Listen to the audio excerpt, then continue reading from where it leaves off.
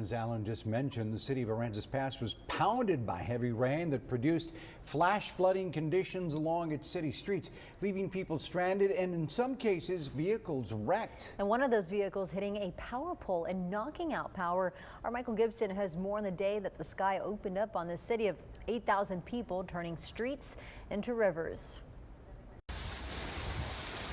Mother Nature opened up the clouds as some 4 inches of rain poured from the skies onto the city of Aransas Pass in just 30 minutes. It caused streets to turn into rivers, and Dana Brooks was one of those drivers who tried and failed to successfully navigate those waters. I was very surprised. It was quick. I was like, where did the water come from? Marcos Perez from San Antonio was trying to help Brooks with her car that flooded out. We asked him if he thought there was any hope for it. If she lets it, let it dry out, see if it dries out, hopefully. Many others also dared to confront the flash flood waters. Police Chief Eric Blanchard said that's always a mistake.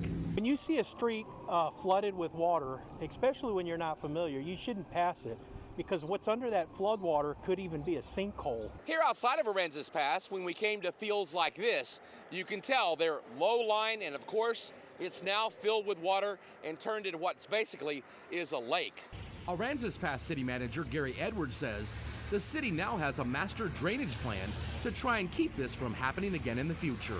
Now that drainage master plan points out where the problem areas are and what it's going to take to resolve them. Edwards also told 3 News that it would take 10 years to get all of that work done and at a cost of some $50 million.